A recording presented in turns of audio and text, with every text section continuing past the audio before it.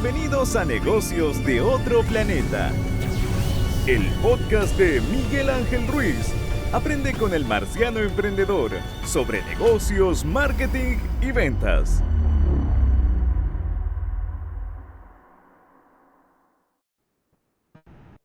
Podcast, escritorio, ¿todo bien? Perfecto.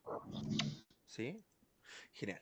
Hola, ¿cómo están? Sean todos muy bienvenidos a un nuevo capítulo de Negocios de Otro Planeta. Estamos en esta serie de neuromarketing, soy su presentador, Miguel Ángel Ruiz, hablando con especialistas y expertos de todo Hispanoamérica. Recuerden que en esta serie tendremos a la mayoría de los CEO de las grandes empresas de neuromarketing de Hispanoamérica, a los especialistas más connotados de los últimos tiempos, los autores de los libros icónicos de neuromarketing a lo largo de toda Hispanoamérica o de habla hispana. Y en esta ocasión no es muy distinto, porque tenemos con nosotros al doctor Jaime Romano. ¿Cómo estás, Jaime? Hola Miguel, mucho gusto, gracias por tu invitación para participar en tu podcast.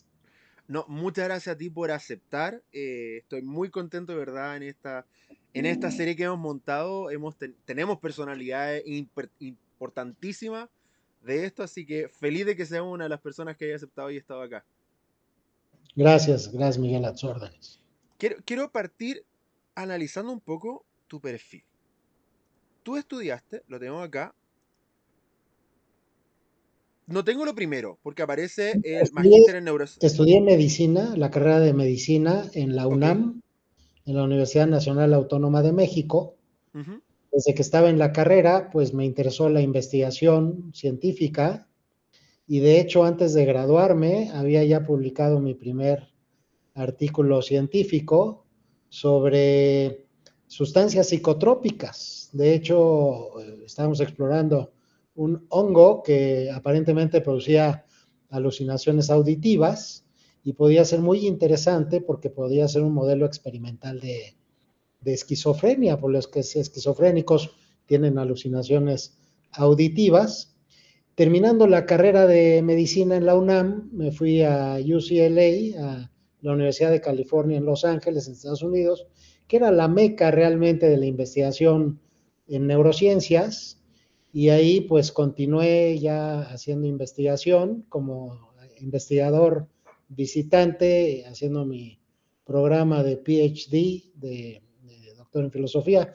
Y bueno, pues me tocó la fortuna de estar con los líderes en esa época de investigación en neurociencias, como el doctor Joaquín Fuster, que es muy reconocido y son las personas que desarrollaron tecnología, pues para investigar cómo funciona el cerebro y dónde están las funciones mentales. Pues tomé clases con el doctor Lorente Denó, con Ross Eidy, con el doctor Magun, que son pues, algunos de ellos premios Nobel de Medicina. Posteriormente regresé a México y pues me ofrecieron ser director del departamento de neurofisiología del Instituto Nacional de Salud Mental. Yo creo que he sido el director más joven de ese instituto. Y ahí estuve haciendo investigación clínica, haciendo electroencefalografía, potenciales evocados, publicando algunas investigaciones. Y posteriormente, saliendo del Instituto Nacional de Salud Mental, pues me gradué también como neurólogo clínico, empecé a trabajar atendiendo pacientes y es lo que he hecho también durante ya más de 40 o 50 años, creo ya, de mi vida, atendiendo sobre todo niños, adolescentes, adultos con problemas de desarrollo, problemas neuropsiquiátricos y demás, que ha sido una pasión. Y en el camino, pues me tocó vivir la época de los ordenadores, de las computadoras y de los inicios de la electroencefalografía computada. Ahí pues conocí a los pioneros de la electroencefalografía y yo estaba apasionado por el desarrollo tecnológico y pude inventar pues el único sistema de mapeo topográfico mexicano, que es un sistema que hace análisis computado de la actividad eléctrica cerebral, que eso pues lo desarrollamos hace más de 30 años y de ahí surgió una pequeña empresa que empezó a comercializarlos y tuvo mucho éxito, pues se vendieron más de 120 laboratorios alrededor del mundo. De tal forma que pues he tenido la fortuna, por un lado, de estar en áreas de investigación básica y Ujú. formándome como investigador, posteriormente con el desarrollo tecnológico, inventando este sistema de mapeo cerebral, y luego pues atendiendo a mis pacientes que sigo viendo hace durante ya mucho tiempo y que me ha permitido entender mejor el funcionamiento cerebral y cómo cuando se enferma, qué hacer para mejorarlo, en fin, esto pues ha sido un gran privilegio poder ayudar a tanta gente a mejorar el funcionamiento cerebral. Y resulta que hace como ya casi 20 años eché a andar un laboratorio de neurociencia para entender bien cómo funciona el cerebro y cuáles son las etapas de procesamiento de la información. Y fue cuando el papá de un paciente me dice, oiga doctor, ¿usted ya escuchó hablar de neuromarketing? Y le Un dije, no, papá, el papá de un un papá de un paciente paciente. Ya, ok. era mercadólogo y me dice, doctor, ¿usted ya ha escuchado qué es neuromarketing? Dije, no, yo no sé nada de mercadotecnia. Me dijo, es que lo que está haciendo en su laboratorio tiene que ver con esta nueva tendencia dentro del campo de la mercadotecnia. De tal manera que empecé a investigar hace 20 años y empecé a conocer a los pioneros. Al doctor Pradip, que le acaba de vender su laboratorio a Nielsen. Estuve con él. Uno de los fundadores de Neurofocus. ¿Sí? Estuve con él en Miami y pues lo primero que me di cuenta es de que el doctor Pradip desafortunadamente no sabía nada de electroencefalografía y hacía electroencefalogramas computados y pues no tenía ni el conocimiento. Yo ya había inventado un sistema de mapeo cerebral y me di cuenta que pues había mucha informalidad en Ujú. esa época en el campo del neuromarketing, empezaban a salir gurúes, ¿no? Que empezaron a vender la idea de la neurociencia, y fue cuando pues me interesé por entrar y bueno, pues entré y pues ya en el camino, ya han pasado muchos años y pues ha sido una historia muy interesante. Hemos recibido premios a nivel internacional. La Unión Europea nos dio en el año 2014 el premio Platino por innovación dentro del campo del neuromarketing. Pues he conocido a Philip Kotler. Philip Kotler se entusiasmó mucho por lo que estoy haciendo. Él me empujó a escribir un libro, un libro pues que se ha convertido en una referencia, ¿no? Para muchos laboratorios de neurociencia del consumidor. Y bueno, pues lo que hemos tratado de hacer es estandarizar, divulgar el neuromarketing de verdad, ¿no? Mm. El neuromarketing científico. Y bueno, pues ese es un resumen, ¿no? De esta historia de muchos años atrás. ¿Y cómo empezaste a profundizar eso? Porque venir desde la medicina, sin tampoco mucho conocimiento del marketing, es complejo entender esto de si bien la neurociencia aplicada desde muy temprana edad, trataban de entender el comportamiento de las personas, por qué las personas hacían lo que hacían, si bien su enfoque era más médico, por ejemplo, por qué las personas que sabían que si seguían comiendo lo que comían iban a morir, seguían haciéndolo, por qué la gente no cambiaba, tenía que ver temas de lo conductual, ¿no? Conductual medicina, y poco a poco se fue permeando hacia la conducta del consumidor. ¿Cómo se dio este cambio? Porque claro, que alguien te diga, doctor, ¿conoce esto del neuromarketing? Ah, efectivamente, desarrollar investigación con empresas es un salto cuántico importante. Mira, lo primero que hice cuando regresé a México y me interesé por el tema fue contratar mercadólogos para entender yo qué era la mercadotecnia y fue cuando me hablaban de la segmentación de mercados y los grupos de enfoque, los focus groups y de las encuestas, las entrevistas y demás. Y empezamos a trabajar con ellos y por alguna razón me presentaron a una persona que nos ayudó muchísimo, que era el director de innovación de BBVA, que es uno de los bancos pues, más importantes a nivel mundial. Y él empezó a tratar de ayudarnos a ver cómo se aterrizaba esta neurociencia dentro del campo de la mercadotecnia. Y poco a poco fuimos entendiendo que lo que pasa es que la mercadotecnia tradicional analiza una parte del proceso de toma de decisiones. Ujú. Y el proceso de toma de decisiones tiene dos áreas o dos aspectos. Uno que es la parte consciente, que es la que se explora a través de preguntarle a la gente, a través de grupos de enfoque, de encuestas, de entrevistas, pero hay toda una parte no consciente que tiene que ver con todo eso que el cerebro hace automáticamente. Ujú, como el proceso de atención, las emociones, la parte sensorial, incluso la parte cognitiva. Es realmente todo un proceso muy interesante y es ahí donde yo me metí a fondo y por eso desarrollé luego un modelo que es la neuropirámide de Romano, que explica todos los pasos que sigue la información desde que va entrando por los órganos de los sentidos, que primero pasa por un proceso de atención, luego entra por los órganos de los sentidos, viaja por diferentes zonas cerebrales, pasa por el sistema límbico que produce las emociones, llega a la corteza cerebral, en donde se produce el pensamiento, es donde nombramos las cosas, y posteriormente todo confluye en el lóbulo frontal, que es el gran orquestador, que es en donde se crea la conciencia, y es el que decide si se convierte en una acción, si ujú, hablo o no hablo, si escribo o no escribo, si compro o no compro, si voto o no voto, ¿verdad? Entonces, todo lo que explora la mercadotecnia tradicional es preguntándole a la gente. O sea, ujú. explora la última parte de la neuropirámide. Y lo que yo he hecho en mi laboratorio es, una vez que parto de este modelo, que son las etapas que siempre suceden en todos los cerebros, ¿no? O sea, primero, para que tú entiendas lo que yo digo, lo primero que tienes que hacer es poner atención a mis palabras. Si no pones atención a mis palabras, pues mis palabras no pasan el proceso. Ujú. O verme, o leerme, o degustarme, o lo que fuera, ¿no? O un producto. Y entonces, primero es el proceso de atención, luego es el sensorial, luego viaja y pasa por el sistema límbico. O sea, es una maquinaria que yo ya desglosé en 5 o 6 pasos y a través de ese modelo es en donde hemos desarrollado en mi laboratorio metodología científica, pero precisa, o sea, que parte desde un diseño experimental.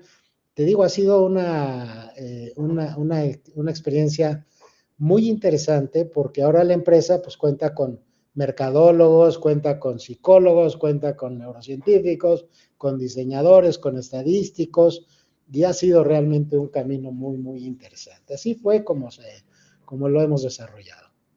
Ahora, yendo a las preguntas que he repetido con cada uno de los invitados de este podcast. Primero, ¿qué es para ti el neuromarketing? Mira, para mí el neuromarketing creo que debe de ser ese complemento al marketing tradicional.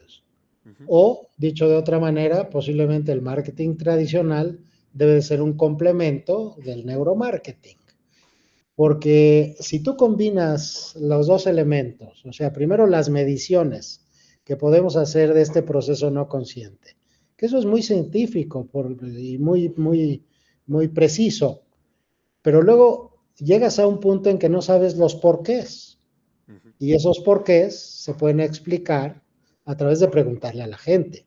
Y entonces, por eso digo que yo creo que la mercadotecnia tradicional debe ser un complemento del neuromarketing o de esta neurociencia aplicada, por llamarle de una manera más precisa, porque el término neuromarketing ha sido realmente pues, utilizado de muchas maneras.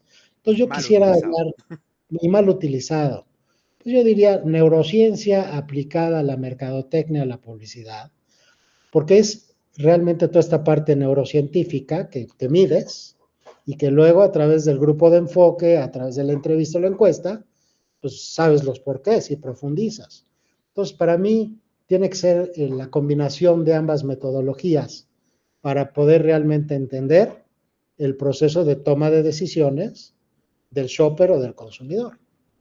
Y es curioso esto, porque estoy de acuerdo con eso, de que finalmente el neuromarketing, que acabo de votar, el neuromarketing tiene un límite, que es que sabes qué está ocurriendo en el cerebro, pero no sabes por qué está ocurriendo en el cerebro. Y por otro Exacto. lado, cuando le preguntas a una persona, tienes una racionalización de un proceso subconsciente y por lo tanto la respuesta que te está dando es errónea. Pero al O medir, sesgada, yo diría, ¿no? Sesgada sí, más que errónea. exacto, sesgada, Sesgada. correcto. Y en el momento en que mido, yo puedo saber qué preguntar porque sé qué proceso está ocurriendo. Y por lo tanto, pregunto de forma específica sobre ciertos procesos específicos, sabiendo qué está ocurriendo en el cerebro. O sea, lo contrasto frente a su respuesta real y no frente a un ficticio supuesto de que tiene que ver con esta respuesta cegada que tiene que ver con una conducta ideal, no necesariamente con una conducta real, ¿no? Este parámetro de Sí, la o sea, idealización del personaje. Sí, en lo neurocientífico no preguntas, más bien mides. Ujú. Sí, claro, hay que tener un diseño experimental bien llevado a cabo, hay que saber bien, pues, la metodología. Por ejemplo, ahora veo que hay muchas empresas que compran aparatos que pretenden, por ejemplo, registrar la actividad eléctrica cerebral y acaban registrando puros artefactos porque ni siquiera saben colocar los electrodos.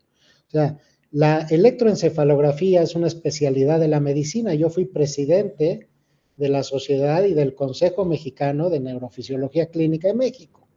Y Ujú. yo desarrollé el sistema de mapeo cerebral, entonces, pues es de un tema que sí conozco. Y eso es una metodología compleja. O sea, tienes que saber cómo colocar los electrodos, tienes que saber cómo bajar las impedancias, tienes que saber cómo identificar artefactos para poder, pues, realmente procesar información libre de artefactos, cosa que no sucede desafortunadamente dentro del campo de la neuromercadotecnia.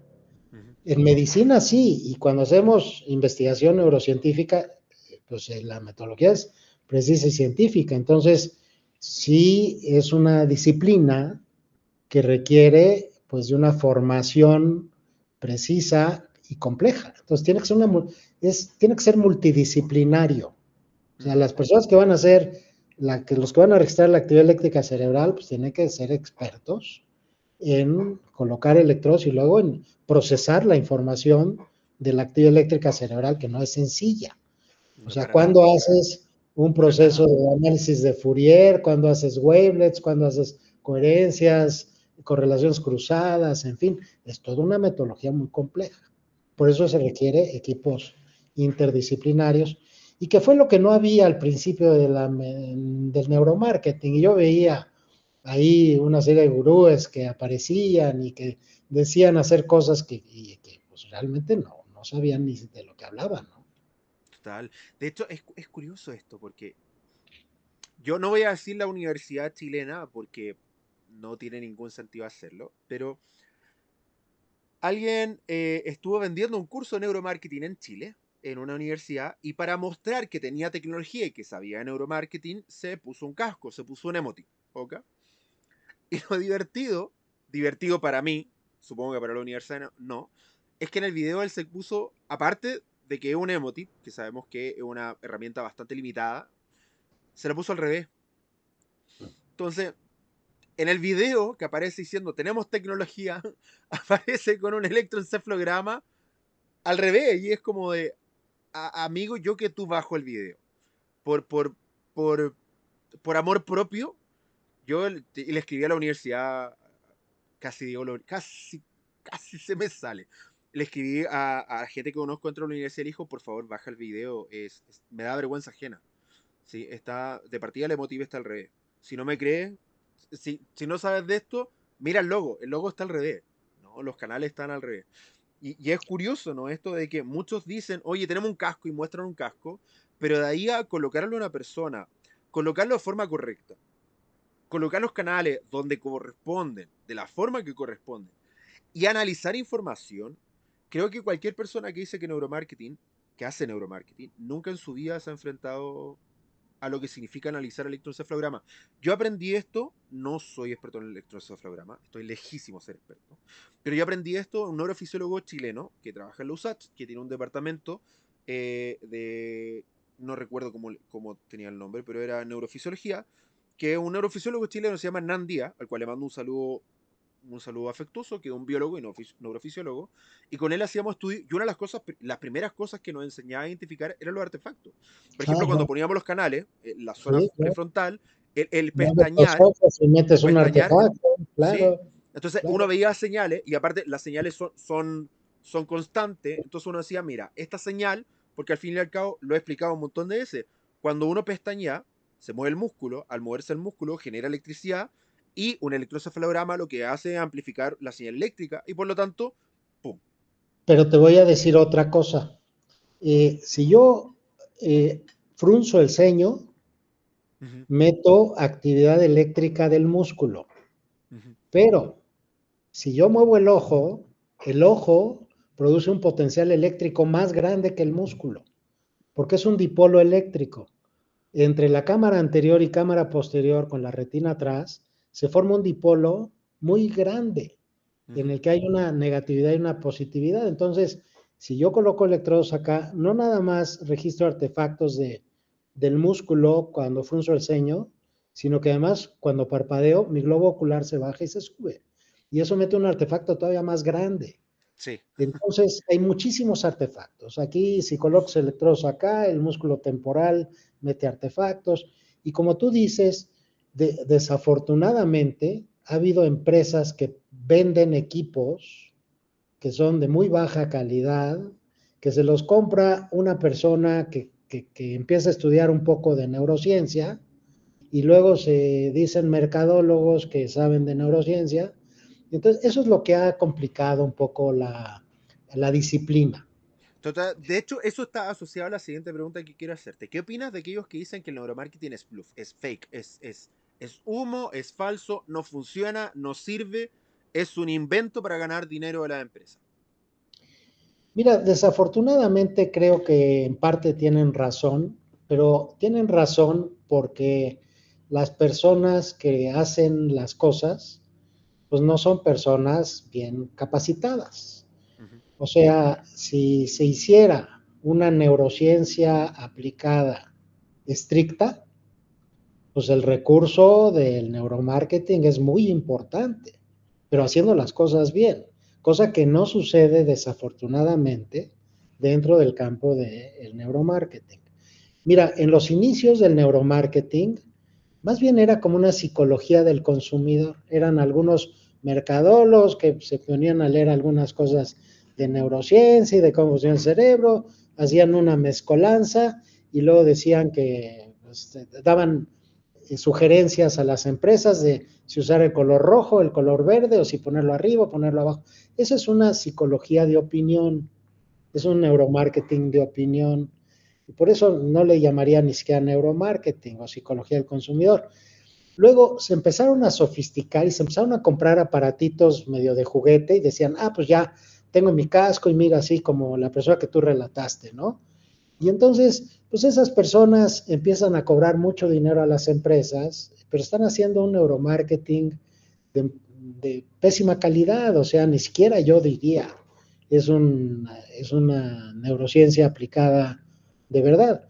Por eso sí te digo, sí hay, y es lo que nosotros hemos tratado de impulsar, una neurociencia aplicada de verdad, en la que uno tiene que conocer bien la metodología.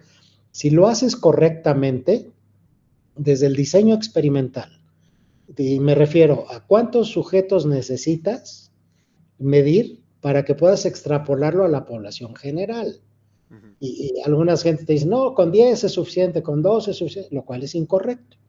Total. O sea, primero yo tengo que conocer a la población que quiero estudiar y luego hacer unos cálculos estadísticos que están perfectamente bien identificados para ver cuántos sujetos necesito para que sea representativo. Eso ya empieza a entrar la metodología estadística. Una vez que hago eso, tengo que hacer mi diseño experimental, o sea, el cliente tiene una pregunta que quiere responder. Entonces yo tengo que hacer un diseño experimental para ver si registro actividad eléctrica cerebral o registro movimientos oculares o registro respuesta psicogalvánica o registro el blood volume pulse, el pulso sanguíneo. Entonces tengo que hacer todo un diseño experimental. Y luego recabar la información. Recabar la información quiere decir saber cómo colocar los electrodos, identificar artefactos, eliminar artefactos y luego ya proceso la información. Pero hay otras cosas más, que por ejemplo nosotros sí hacemos, en el cual, porque una pregunta que me hacen muchas personas de neuromarketing es, oye, ¿y cómo sabes que la respuesta es correcta y cómo identificas que la persona no tiene miedo de que le colocan los electrodos, ¿no? Y entonces eso va a sesgar la información. Y sí, claro que puede sesgar una persona que le coloques electrodos, algunos se van a poner muy contentos, eso les va a dar terror. ¿Cómo lo controlas? Con diseño experimental. Lo que nosotros hacemos en nuestro laboratorio es, yo empiezo, coloco los electrodos, empiezo registrando a esa persona en su línea base, luego la expongo al estímulo y luego sigo registrando. Y en el diseño experimental resto el estímulo de su línea base, entonces el sujeto se vuelve su Exacto, propio control. Entonces, exacto. todo este tipo de detalles hay que tomar en cuenta y si lo haces bien y haces el diseño experimental bien, haces la metodología bien, partiendo de un modelo como la neuropirámide, que ya si quieres profundizaremos en ella, todos los resultados son extraordinarios y por eso nosotros nos hemos convertido pues en el distribuidor o en proveedores pues de empresas muy importantes, pero pues sí, porque hacemos las cosas de manera precisa. Yo también fundé dentro de la AMAI es la Asociación de Agencias de Investigación de Mercados en México, fundé el área de neurociencia aplicada con dos fines. Uno, estandarizar la metodología, enseñarle a las gentes cómo tienes que colocar, cómo identificar artefactos, cómo hacer diseño experimental, o sea, toda la estandarización. Y en segundo lugar, la divulgación de la neurociencia de verdad para poder decantar, ¿no? Y diferenciar a estos gurúes que se dicen gurúes y que dicen hacer cosas que pues no saben hacer y que simplemente acaban desprestigiando la metodología a una neurociencia cuidada, bien llevada, y entonces esa realmente sí puede ser de gran beneficio para las empresas. Total, de hecho, bueno, eso es curioso lo que comenta para los estados basales, que una de las cosas que se hace tanto en GCR como con electroencefalograma y cualquier tipo de medición electrofísica.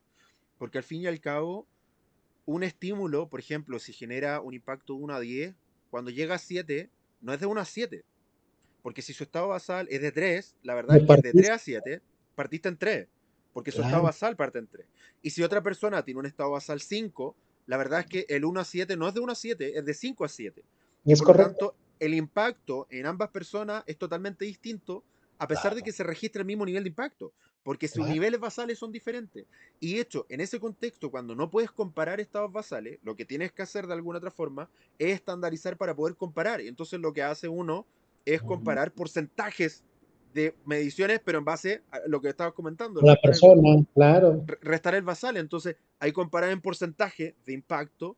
Y esto que es tan sencillo para nosotros, para otras personas lo miran y dicen, no entiendo el por qué. Y es como de, amigo, tienes que comparar personas distintas con estados basales distintos. Una persona nerviosa per se no es lo mismo que una persona que es relajada per se. Claro, Porque sus niveles basales van a ser totalmente distintos. Y por lo correcto. tanto, el 1 a 9 en una persona relajada es totalmente distinto del 1 a 9 de una persona estresada o con niveles, estas personas ansiosas, que uno empieza a ponerle tecnología y ya se empieza a poner, una identifica esa una persona nerviosa. Entonces, estoy totalmente de acuerdo con eso. Y cuando no tenemos una estandarización de la medición, eh, finalmente tenemos toda Los esta... resultados son sesgados, son Y resultados erróneo. equivocados. Y luego Totalmente, sí. también si están registrando artefactos, pues hay digamos, una frase en computación es garbage in, garbage out. Metes basura, sale basura, ¿no? Pues, entonces Total, hay que tener mucho cuidado con eso. total. Ahora, con respecto, última pregunta antes de entrar a la neuropirámide romana. ¿Cómo podría un empresario utilizar el neuromarketing o la neurociencia aplicada a la mercadotecnia, el marketing, dentro de su negocio para mejorar las conversiones, para mejorar la performance de sus campañas, para mejorar la experiencia en ambientes de compra o en contextos de compra? ¿Cómo podría utilizarlo? ¿Cómo podría beneficiarlo para finalmente hacer lo que busca el neuromarketing? Mejorar la performance de las campañas, de las piezas gráficas, de los discursos de venta o de cualquier elemento de marketing o estímulo de marketing que se esté midiendo, ¿no? Mira, lo primero que hay que hacer es decantar muy bien la pregunta, o sea, hay que tener preguntas muy precisas, ¿no? Si yo quiero lanzar un logotipo, si quiero lanzar un candidato, si quiero lanzar un producto, en fin, hay que primero ir desglosando bien la pregunta. Una vez que lo haces, pues hay que tener el diseño, como te decía, experimental de qué voy a medir y Ujú. para responder la pregunta, ¿no? Dentro de la neurociencia aplicada que nosotros hemos desarrollado, y digo desarrollada porque toda la metodología que nosotros utilizamos es desarrollada en house, es desarrollada en mi laboratorio a través de toda una serie de sensores. Entonces, tenemos desde elementos que son muy fáciles y muy sencillos de aplicar pero muy poderosos y muy económicos, porque uno de los retos que yo también me propuse cuando inicié este laboratorio era abaratar la tecnología, o sea, hacer esta tecnología accesible incluso a las pequeñas y medianas empresas, que no nada más sean las empresas grandes las que puedan acceder, sino que empresas pequeñas. Y lo hemos logrado, hemos desarrollado algunos elementos, algunas pruebas. Por ejemplo, una que desarrollamos que ya se está utilizando por varias empresas es la que se llama de asociación implícita. La memoria implícita es un término interesante porque todos los conceptos que manejamos en la cabeza, en la mente, están asociados a conceptos. O sea, si yo te muestro esta taza y tú la ves, pues vas a ver varios conceptos asociados. Si tiene una línea verde, pues a lo mejor en tu mente se va a asociar con cuestiones ecológicas. El tamaño, ¿no? Se asocia con algo. Y todo tiene asociaciones. Si yo te digo, por ejemplo, Mahatma Gandhi está con toda una serie de asociaciones, ¿verdad? La paz, la bondad, la perfección, etcétera. Esos son los conceptos asociados a algo. Y eso se puede rescatar con una prueba muy sencilla que se llama de asociación implícita en la que mides tiempos de reacción. Entonces pasas en la imagen, pasas el concepto, mides tiempo de reacción y ahí no te da tiempo de sesgar la información. Porque cuando tú me preguntas algo, tú me preguntas, oye, ¿qué opinas de tal presidente? ¿O qué opinas de esta computadora? ¿Qué opinas de esta taza? Tu cerebro lo primero que hace es, ¿le digo o no le digo la verdad? O sea, lo censuro. Primero el cerebro censura lo que va a responder y luego responde. Hay tiempo. Cuando tú haces grupos de enfoque, haces entrevistas o haces encuestas, está ese tiempo para censurar lo que vas a decir. Con la prueba que yo te estoy diciendo de asociación implícita, no hay tiempo de censura. Entonces yo te paso la imagen, te paso el concepto, tú aprietas un timer, yo mido cuánto tiempo tardas en responder y entonces me brinco la censura. Y fíjate, esa es una prueba que nosotros hemos desarrollado, que es de gran utilidad, de muy bajo costo, y entonces eso se puede aplicar para las pymes, para ta. Ese es un ejemplo. Claro, si tú quieres analizar un comercial de televisión y quieres analizar las escenas que llaman la atención, que te emocionan y que comprendes, pues ahí tengo que combinar electrodos, tengo que poner electrodos en el cráneo para medir la parte de atención, tengo que poner sensores en el cuerpo para ver cómo responde tu flujo sanguíneo, tu respuesta psicogalvánica, para ver las emociones que estás produciendo, en fin, es tecnología y es combinación de electrodos y de sensores, pero si lo haces correctamente, pues entonces realmente las empresas tienen la gran ventaja. Y nosotros tenemos muchas experiencias en las que, por ejemplo, con FEMSA, y lo digo así porque FEMSA me permite decirlo, les ayudamos a analizar sus puntos de venta en México, sus tienditas. Entonces metimos a personas con los sensores y demás para ver cómo era el proceso de venta y les ayudamos a optimizar toda la experiencia y eso se reflejó en mayores ingresos y ahí tenemos la data. O sea, lo que hizo FEMSA fue comparar luego sus tienditas habituales con las modificadas y sus ventas crecieron en más de 15%, que representa muchísimo dinero. Entonces, si haces una neurociencia aplicada o neuromarketing bien hecho, bien llevado, seguro va a repercutir en beneficios para los usuarios, para los empresarios y para las gentes que lo utilizan. Pero quiero enfatizar, una neurociencia bien hecha y Totalmente bien. de acuerdo. De hecho, es un ejemplo claro lo que ocurrió en la anterior, antes de Biden, que tiene que ver con Donald Trump, cuando estaba Obama como presidente. Si vimos las encuestas, de hecho, por si no sabían, yo hice un comparativo de toda la encuesta. En Estados Unidos, solo una encuesta. En toda la carrera presidencial, que en ese tiempo era Clinton con Trump, solo una encuesta daba ganador a Trump. Todas las otras encuestas daban ganador a Hillary Clinton, ganadora absoluta. Porque evidentemente, si yo te voy a preguntar por quién quiere votar en Estados Unidos, Hillary Clinton o Donald Trump, tú empiezas a decir, ¿digo que es Trump o no? Porque si digo que es Trump, me van a asociar a xenófobo, a que quiere una muralla, a que odio a los mexicanos, y una serie de conceptos negativos que evidentemente a los cuales no quiero ser asociado por razones obvias, pero en lo profundo de mi corazón sí quiero votar por Trump. Que algo que ocurrió muy parecido en Chile con un candidato, José Antonio Kast, que era asociado a extrema derecha. Entonces la gente le preguntaba, ¿quieres votar por Kast? No, pero en primera vuelta ganó.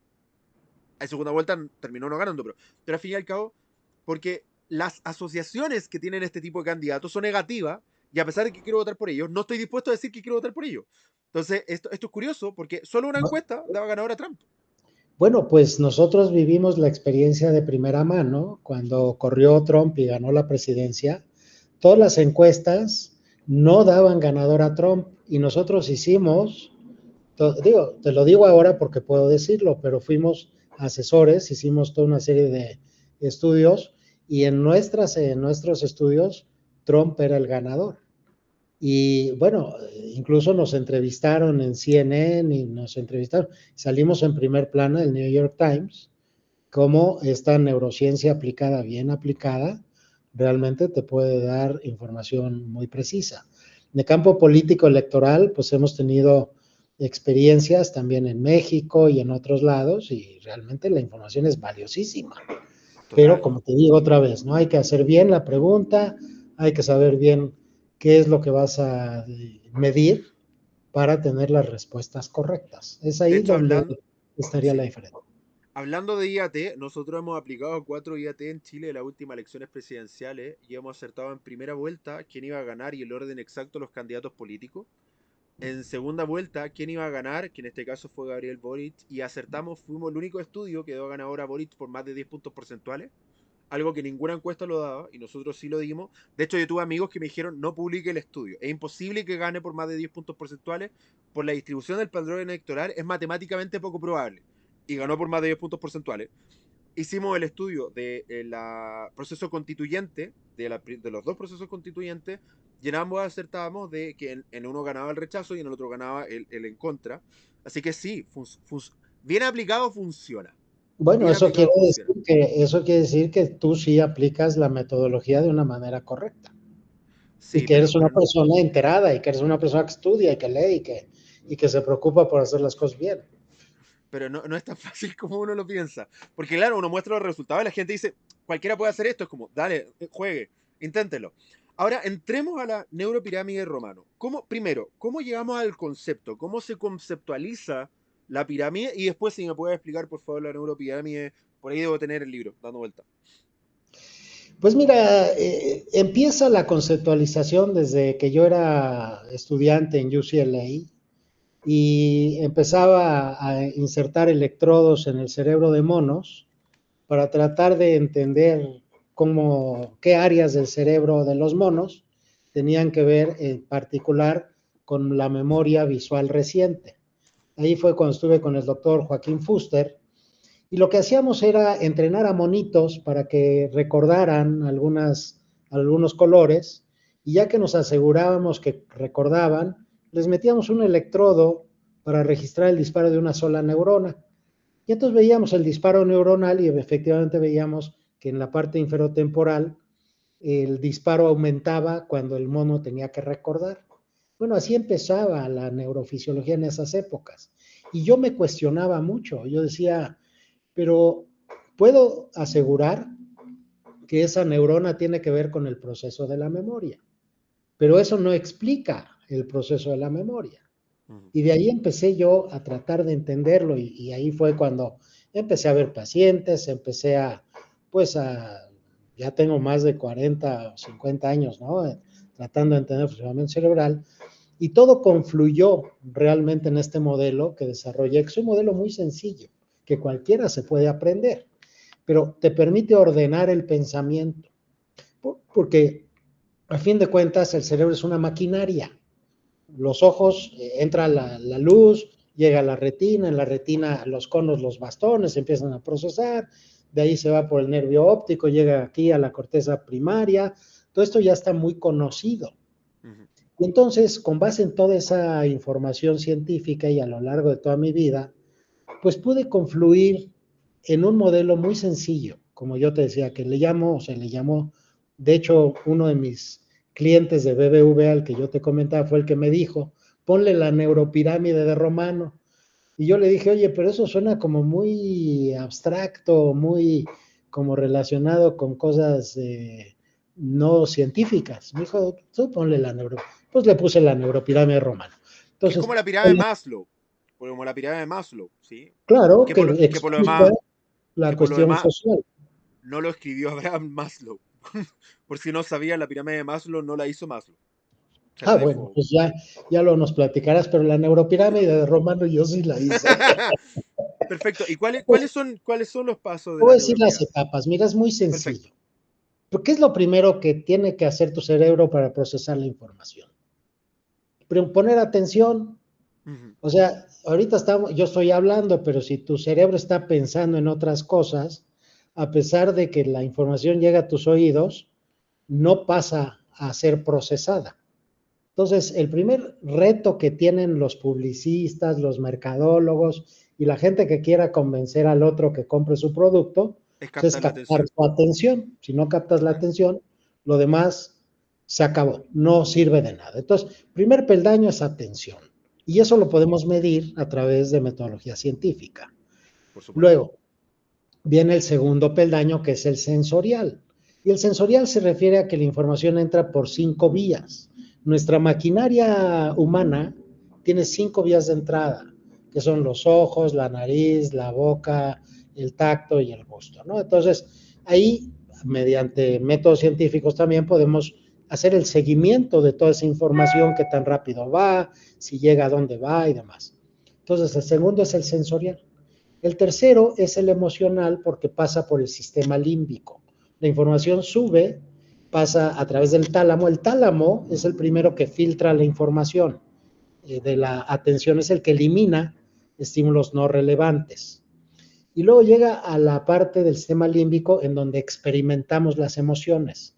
Las emociones las experimentamos. Y luego la información llega a la corteza cerebral, en donde ya le ponemos un nombre, que ya es cuando se crea los conceptos, el pensamiento. Ujú. Aquí hay dos procesos, uno es el análisis y otro es la síntesis. El análisis es el esfuerzo que hago por entender, y una vez que lo entiendo, lo sintetizo en el hemisferio derecho, se empaqueta todo eso y se almacena en la memoria. ¿Y cómo se almacena en la memoria? Pues se almacena como un holófreno, que es un término que yo desarrollé, que quiere decir como son los paquetes de información, Ujú. en el cual en ese paquetito de información ya va cuánta atención me pusiste, cuánta emoción te ocasioné y qué tipo de emoción fue la que te produje, cuánto analizaste y cuánto sintetizaste. Y entonces se almacena en la memoria. Y luego, el siguiente etapa es el regulador, que yo le llamo regulador de la acción, que es el lóbulo frontal. O sea, ya llevamos el primer paso, que es atención. El segundo paso, que es el sensorial. El tercer paso, que es el emocional. El cuarto paso, que es el cognitivo, que es el pensamiento. El quinto paso, que es el regulador de la acción, que es el lóbulo frontal, es en donde confluye todo y es el que está decidiendo si sigo prestando atención o ya no presto atención. Si es relevante la información, sigo prestando atención o ya no presto atención. El lóbulo frontal también es el que integra toda la información y es el que crea la conciencia. Es Mm. nuestro yo, radica aquí en el lóbulo frontal. Y luego el cerebro frontal o el lóbulo frontal decide si se convierte en acción o no se convierte en acción. Se convierte en una compra o se convierte en hablar o en transmitir la información. Esos son las etapas. Atención, sensorial, emocional, cognitivo, regulador de la acción y la acción, que es comprar, hablar, etc. Entonces, es un modelo muy sencillo que si la gente empieza a pensar de manera ordenada, los publicistas, los mercadólogos empiezan a pensar de manera ordenada, van a descubrir un mundo nuevo, porque a lo mejor se dan cuenta que no están captando la atención de la persona Mm. o no están emocionando a la persona o qué tipo de emoción le estoy ocasionando. si me está entendiendo o no me está entendiendo. A lo mejor está haciendo mucho esfuerzo por entender, pero no me entendió nada. Pero ya me entendió, pero a lo mejor hay un freno a la acción, ¿verdad? Y entonces, eso traducido en términos mercadológicos y sabiendo que tú ya cuentas con, o por lo menos nosotros contamos con toda esta información, entonces sí podemos tener. Mira, por ejemplo, te voy a dar un ejemplo. Yo sé que tú usas facial coding para medir las emociones y está bien, pero es una manera indirecta de medir las emociones y te voy a Sí, decir por qué. sí, Porque lo tenemos claro, clarísimo. estás midiendo el último peldaño de la neuropirámide, estás midiendo la acción. Yo decía que primero las emociones se sienten en el sistema límbico y luego llegan al pensamiento en donde la podemos preguntar. Yo te puedo preguntar, oye, ¿cómo te sientes?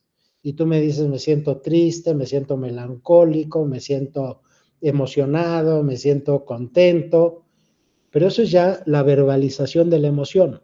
Y eso es lo que hacen los grupos de enfoque y hacen las entrevistas. Pero a veces es difícil preguntar las emociones, Ujú. porque la gente le da pena decir si está triste o si está Total. emocionado, lo que sea, ¿no? Entonces hay un sesgo.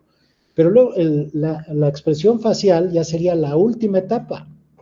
Y sí es muy buena la expresión facial siempre y cuando midas emociones repentinas y muy intensas. Total. Si no es repentina y muy intensa la emoción, facial coding no te sirve para nada. Para nada, porque Perdón que lo diga. son las respuestas emocionales inconscientes. No, créeme, estoy totalmente de acuerdo con eso. Total y O sea, completamente de acuerdo con yo eso. hice Sí. muchas experiencias en mi laboratorio y queríamos analizar las emociones en los reels de anuncios. Y pues no medíamos nada. O sea, yo ahorita sí estoy expresando porque estoy expresando con emoción. Pero tú y yo, por ejemplo, estábamos hablando y, pues, a lo mejor tu cara no refleja las emociones. Hay momentos en que si estás en un estado así, entonces hay que tener nada más esta diferenciación. O sea, sí Sí, es muy estoy de bueno, acuerdo. pero sabiendo en dónde y en qué momento utilizarlo. Total, de hecho tiene un límite brutal. O sea, la herramienta, cualquier persona, volvemos a lo mismo. Uno vende la herramienta, tampoco anda uno contando los problemas que tiene a todo el mundo, pero sí tiene un límite brutal. De hecho, lo que nosotros normalmente hacemos, sobre todo en discursos, por lo menos en discursos políticos, tiene que ver con una correlación entre hay una triple correlación. Primero lo que digo que expreso, digo como estoy muy feliz, es como cuéntala tu cara, por favor, porque no Eso, se está expresando. eso, Segundo, la expresión que manifiesto. Y tercero, la emoción que expresa la otra persona al escucharme. Porque eso. cuando hay una correlación lineal entre los tres, digo que estoy feliz, me veo feliz y la otra persona reacciona de forma feliz, Ahí tenemos está. un match.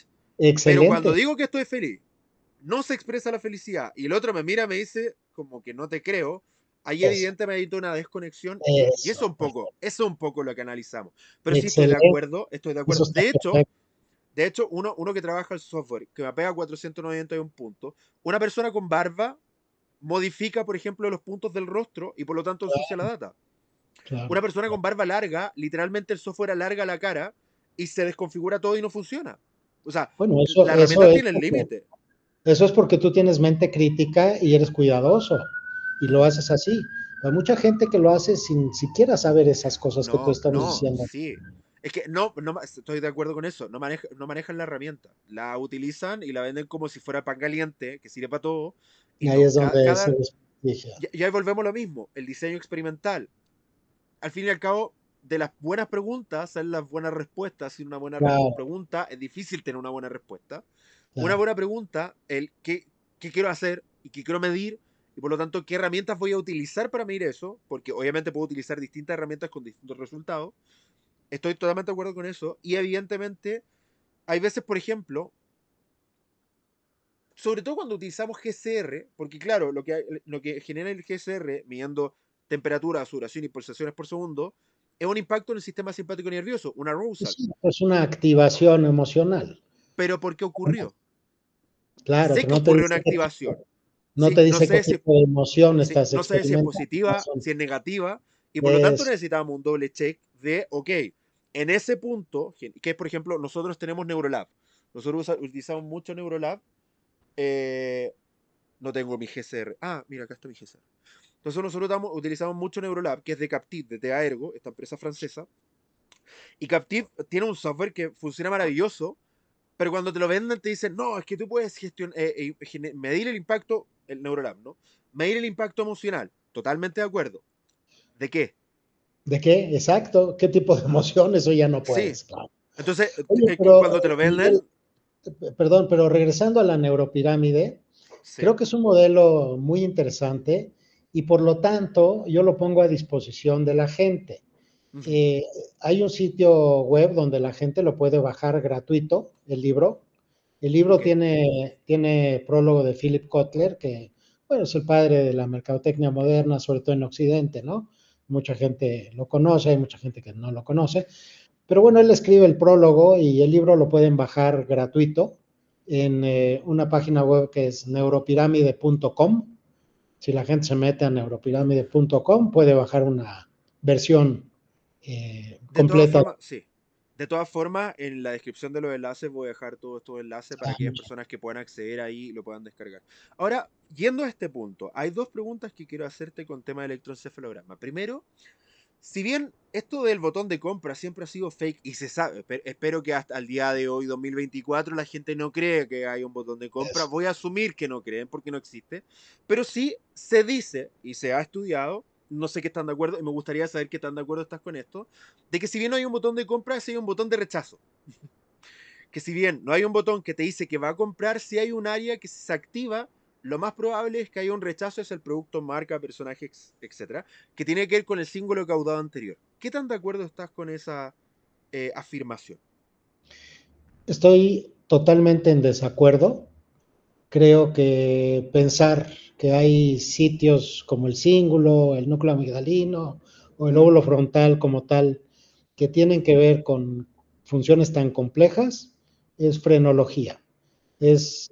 Yo creo que estamos muy en pañales. Para lo que sí sirve el electroencefalograma es para, yo diría, para dos o tres cosas. Una, para hacer diagnósticos médicos. O sea, para ver si una persona tiene epilepsia, tiene un foco epiléptico, no tiene un foco epiléptico, tiene un tumor, no tiene un tumor, tiene una disfunción cerebral. Para eso sí sirve. En el campo de la mercadotecnia, yo creo que sirve para medir nada más las oscilaciones de atención. Porque si yo Ok. estoy más atento, mis frecuencias se incrementan. Si estoy más somnoliento, mis frecuencias bajan. Entonces, para medir la activación del sistema reticular ascendente, que está en el tallo cerebral, y que eso me refleja el estado de alerta, para eso sí me sirve el electroencefalograma. Me Ujú. podría llegar a servir de una manera gruesa, eh, partiendo del hecho que también lo veo un poco reduccionista, pero partiendo del hecho que el hemisferio izquierdo es más analítico y el hemisferio derecho es un poco más sintético, gestáltico, yo puedo colocar electrodos y hasta ahí saber si se está activando más mi hemisferio izquierdo o mi hemisferio derecho. Pero hasta ahí, no más. Yo Y sé que hay muchísimas publicaciones científicas ujú. relacionando las emociones con el electroencefalograma. Yo creo que están equivocados. Y si tú ves la literatura, hay cientos, si no miles, de estudios de electroencefalografía para caracterizar las emociones. Yo estoy totalmente en desacuerdo y no sirve para nada. Lo que hemos desarrollado nosotros en el laboratorio es no nada más el sensor del GCR, sino que para nosotros es de gran utilidad el de flujo sanguíneo periférico, el BBP. ¿Por qué se te está midiendo dos cosas? Uno, la frecuencia cardíaca y otro, la vasodilatación periférica. ¿Qué es lo que pasa? Que entonces la frecuencia cardíaca sí te habla de la intensidad de la emoción. Si yo estoy, por ejemplo, muy contento, mi frecuencia cardíaca aumenta. Si Ujú. yo estoy muy asustado, mi frecuencia cardíaca aumenta. O sea, sí me puede medir la intensidad de la emoción, más no la valencia, Ujú. si es positivo o negativo. Pero sí puedo, midiendo el BBP, porque me mide el área bajo la curva, o sea, la vasodilatación, yo sí puedo empezar a diferenciar si una emoción me produce placer o displacer. Porque cuando hay una emoción displacentera, hay vasoconstricción periférica, mis manos se ponen frías. o baja el flujo sanguíneo periférico. Y si estoy en una emoción placentera y de relajación, hay vasodilatación periférica. Entonces, si yo combino esos dos vectores, yo diría tres. El GCR, simplemente para ver activación emocional a lo largo del tiempo. Si además BBP, con esto que te digo, flujo sanguíneo periférico y demás, ya puedo empezar a caracterizar el tipo de emoción. Ya puedo saber si es una emoción placentera o displacentera. Y esto has hecho muchos desarrollos con el modelo de Russell de las emociones, y sí podemos aventar vectores y llegar incluso a caracterizar qué tipo de emoción estás experimentando, pero directamente midiendo el cuerpo. No el electroencefalograma, está muy lejos el electroencefalograma del sistema límbico. De hecho, te voy a decir una cosa. Lo que realmente cambia las frecuencias electroencefalográficas son dos estructuras fundamentales en el cerebro. Una que es la formación reticular, que está en el tallo cerebral, que produce arousal, que produce desactivación y frecuencias más rápidas, y el otro es el tálamo, que ni la formación reticular ni el tálamo son parte del sistema límbico. El tálamo se acerca, pero el tálamo principalmente lo que hace es eliminar estímulos no relevantes. Entonces, gentes que no saben muy bien de neuroanatomía, de neurofisiología, confunden. Entonces tratan de medir emociones en el electroencefalograma. Están equivocados, a pesar de que hay cientos de artículos publicados en la literatura. Yo estoy en desacuerdo. De hecho, un electroencefalograma muy potente puede llegar a 10, 15 milímetros dentro del cerebro, y el sistema límbico es mucho más. Micras. Y nada más te refleja, el electroencefalograma está registrando las oscilaciones de las células piramidales que están en la quinta capa cortical.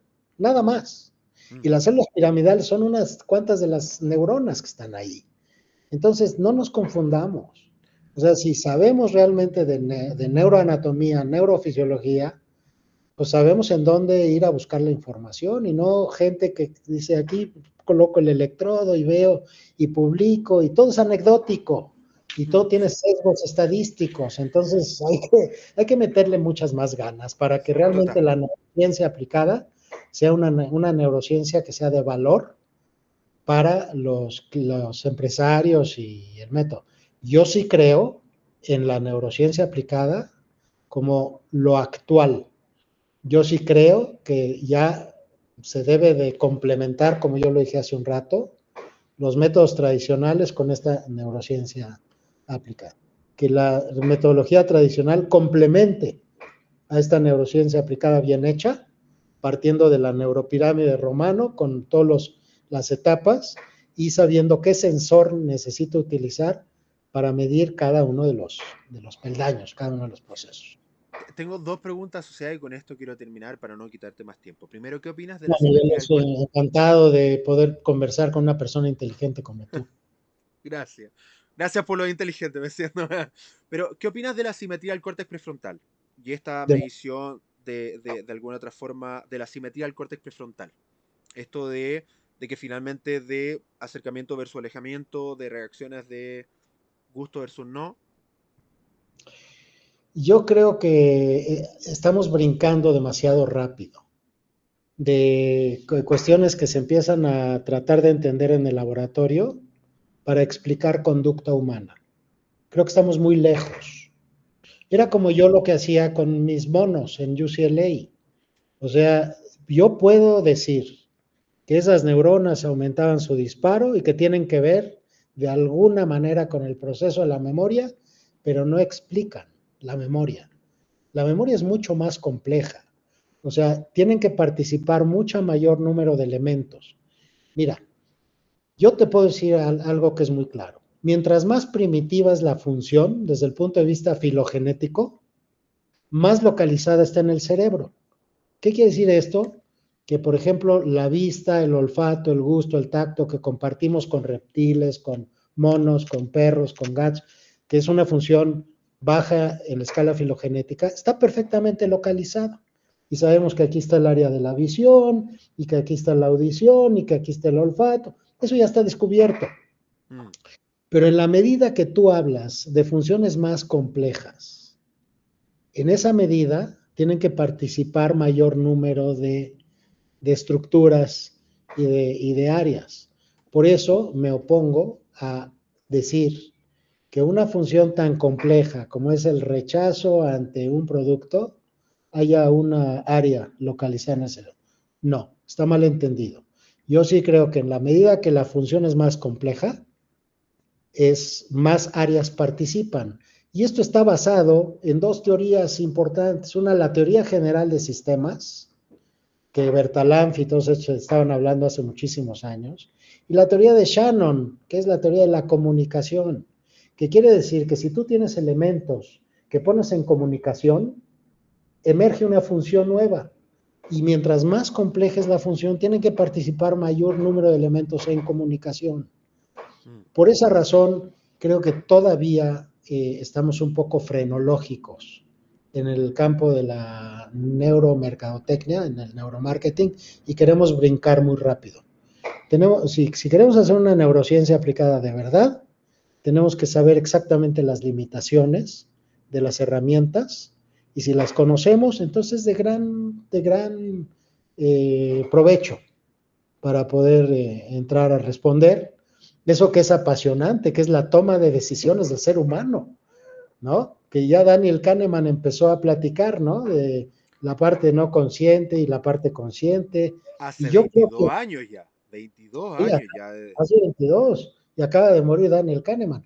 Pero mira, Hace meses, Daniel sí. Kahneman desafortunadamente no contó con el modelo de la neuropirámide. Porque si Daniel Kahneman hubiera contado con el modelo de la neuropirámide y con base en ese modelo desarrollar realmente la metodología que hemos venido desarrollando para medir cada uno de los elementos, ahí ya tendrías una nueva etapa en entender realmente el proceso de toma de decisiones de las personas. Y ahora, como última pregunta con esto, tú comentaste que en estos 5 peldaños de la neuropirámide romano, tenías identificado los canales. ¿Eso está, tú lo tienes mapeado con cada nivel de atención está asociado a ciertos canales específicos o a cierta red de canales? Porque no es que se activen un canal específico, sino redes De sensores. A de ver, sensores, ¿sí? te voy a poner un ejemplo. ¿Cómo mido la atención?